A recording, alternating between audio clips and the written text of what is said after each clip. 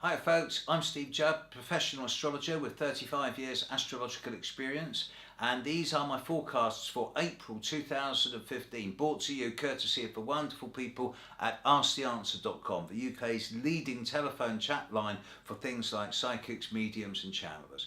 Enjoy! And this is the global forecast for April 2015.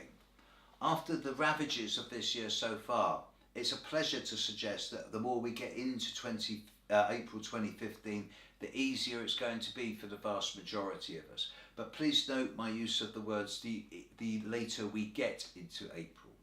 The first week of April 2015 is taken up by the total eclipse of the moon in Libra, which is bringing an end to a lot of old patterns that have been ongoing for anywhere from 3 to 4 years for a lot of people. There's a lot of closure around at the very start of this month, and a good 20 to 25% of people are still in the mix and are going through some pretty difficult short-term but acute challenges, which does seem to reach some type of finality during the first week of April of this month. After that, relatively easy. There's a new moon in Aries towards about the 19th, 20th of the month. That's going to be relatively light, works excellently with a number of smaller planets. No problems there.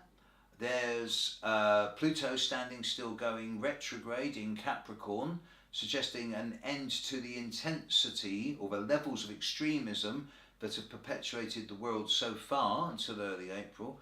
And Jupiter's going to start moving forward as well, suggesting that we are going to start seeing some type of the first signs of resolution and answers to some of the economic problems that seem to be besetting the world at the moment. For most, if the Earth were my client and the people on it were all one being, and I would be saying that this month is actually not looking too bad once we're into April the 5th, 6th, 7th, after the eclipse. But my prime concern is getting through that first week of April, because it is such a time of closure and releasing. From then on, it's relatively plain sailing. For most people, by the time we're into the second week of April, 75% of the challenges of this year are over. So for the planet Earth, April 2015, have an incisive and decisive start to the month.